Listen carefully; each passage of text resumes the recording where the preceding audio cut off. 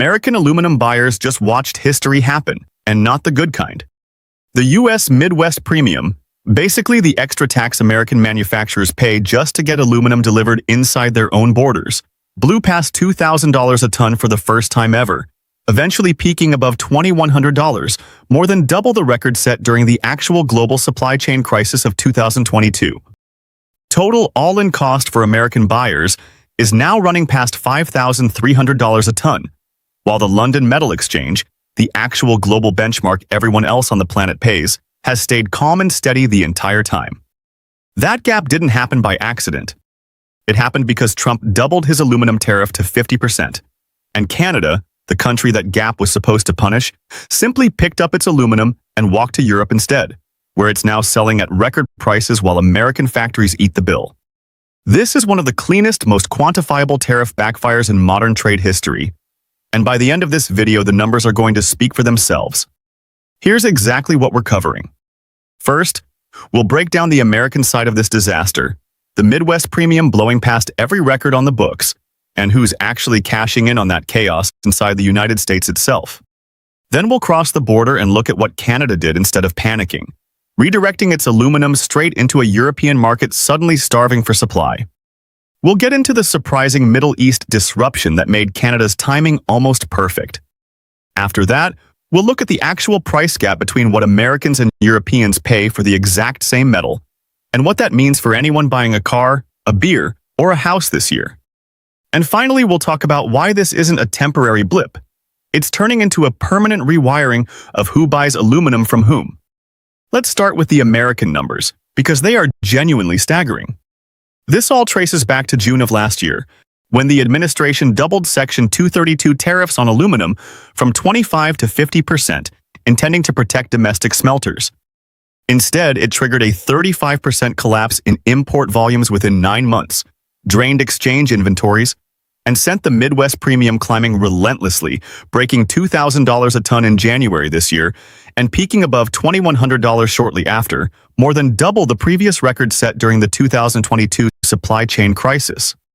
Add the underlying London Metal Exchange price on top of that premium, and American buyers were staring down an all-in cost exceeding $5,300 a ton for the exact same aluminum trading calmly on global markets the entire time. Treasury Secretary Scott Bessent signaled the administration might eventually narrow tariffs on some finished goods, but made clear the 50% duty on raw primary metal itself was likely staying put permanently, protecting what's left of American smelting capacity while forcing every downstream manufacturer to simply absorb the cost. And someone is definitely profiting from all of this, just not the people the tariff was supposedly protecting. Alcoa's stock surged more than 65% in the months leading into this record, cashing in on regional premiums. Most of its own customers are furious about paying.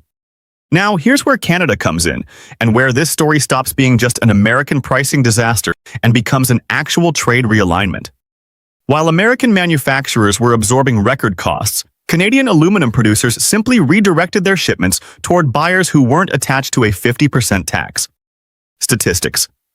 Canada reported exports of unwrought aluminum and aluminum alloys jumping more than 50% in a single month this year, with the Netherlands, Italy, and Greece emerging as major new destinations. Canada's own trade office confirmed goods exports to the European Union grew 23.5% in 2025 alone, the largest increase on record, explicitly citing aluminum as a textbook case of trade diversion.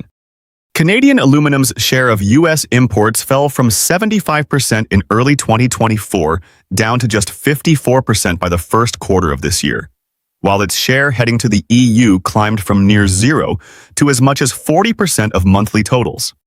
That's not a minor adjustment. That's Canada actively rerouting its most valuable metal exports in real time. This shift didn't happen overnight either.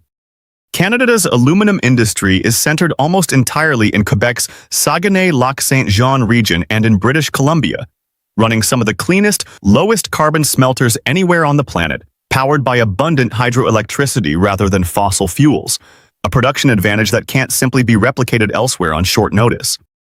Before the tariff escalation, roughly 90% of that aluminum flowed straight south into the United States.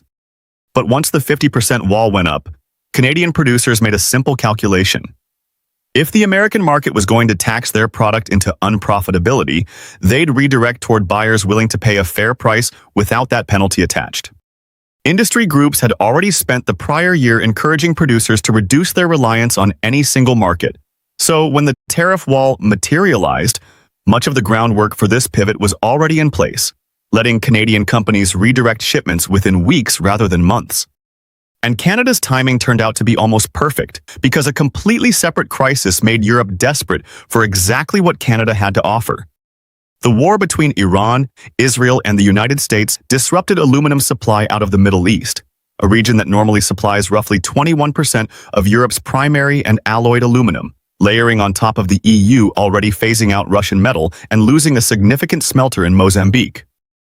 Bank of America's commodities analysts estimated Europe was facing a 5.6 million ton aluminum deficit this year alone, compared to a much smaller American shortfall.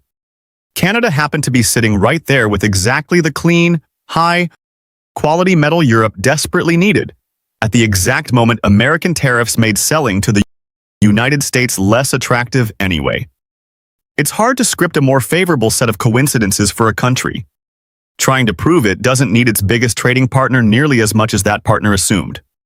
So let's put the actual price gap side by side, because this is where the tariff's failure becomes undeniable. American buyers have been paying record premiums, pushing all-in costs past $5,300 a ton. European buyers purchasing the same quality Canadian aluminum have been getting it for roughly $4,300 a ton. Jean Simard, president of the Aluminium Association of Canada, explained the mechanics plainly. Once you strip out the portion of the U.S. price that's essentially just tariff revenue flowing to the American Treasury, the real value Canadian producers get from European buyers is just as strong, often stronger, without the political risk of depending on one unpredictable neighbor. This gap isn't staying trapped in boardrooms either. It flows straight into everyday prices, cars, beer cans, construction materials, every product built with American aluminum is quietly carrying this tariff's cost forward to ordinary consumers who never voted for any of this. Kelley Blue Book has already tracked new vehicle prices climbing roughly 10% industry-wide, with even domestically built vehicles seeing costs rise by over $1,000 each purely from steel and aluminum tariffs baked into their construction. To be fair, this transition hasn't been entirely painless for Canada either. Thousands of jobs in Canada's aluminum sector still depend on some level of U.S. demand, and producers have absorbed real short-term costs adjusting shipping routes, contracts, and currency exposure across the Atlantic. Some analysts have also flagged that European premiums won't necessarily stay this elevated forever, as new supply eventually reaches the market and buyers regain some negotiating leverage over time. Nobody serious is pretending this pivot came free, or that it's guaranteed to remain this lucrative indefinitely. But weigh that against what's happening on the other side of the border: a permanently elevated price floor, a stock market rewarding the one company positioned to profit from the chaos, and a domestic manufacturing base stuck paying double the global rate for a basic industrial input, indefinitely, according to Washington's own Treasury Secretary. There's also a structural problem on the American side that tariffs alone can't fix, no matter how high they climb. Building a new aluminum smelter takes years of permitting, construction, and enormous upfront capital, along with access to the kind of cheap, abundant electricity Canadian hydroelectric power provides almost for free by comparison. You cannot tariff your way into more domestic smelting capacity next quarter. Until new capacity actually comes online, American manufacturers are simply stuck paying whatever the market demands for a product they can't easily produce more of domestically. That's the core flaw baked into this entire strategy. It assumed Canada would blink first, and instead Canada found buyers who didn't require blinking at all. So that's the full picture. A tariff built to punish Canada instead produced a record-breaking pricing disaster for American manufacturers, while Canadian aluminum finds record demand and record prices across the Atlantic. There's one more number worth sitting with before we wrap up, because it captures this entire saga better than almost anything else. Century Aluminum quietly sold off its Hawesville smelter, once a genuine piece of American industrial capacity, and that facility is now being converted into a data center.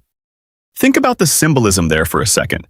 A tariff sold to the public as a way to rebuild American aluminum production instead helped push one of its own smelters out of the metal business entirely, while the company profits more from leasing out server space than it ever did melting ore. That's not domestic manufacturing renaissance, that's domestic manufacturing capacity quietly being repurposed because the economics of actually making aluminum in America, even with a 50% wall protecting it, still didn't add up. And that pattern isn't isolated to one company either. Industry watchers have started describing this as a template now being applied to other critical minerals, where American policy consistently favors protecting a shrinking domestic footprint over actually solving the underlying supply problem. Every month, this dynamic continues. Canadian producers deepen relationships with European buyers who don't come attached to 50% penalties, locking in contracts, port access, and shipping arrangements that don't simply reverse the moment a different administration takes a softer tone on trade. Supply chains reroute over years, not news cycles. And every record-breaking week the Midwest Premium sets is another week that European relationship becomes more entrenched and harder for Washington to win back. If you found this breakdown useful, hit like and subscribe, and let me know in the comments, do you think this Midwest Premium record gets broken again before this trade war ever gets resolved?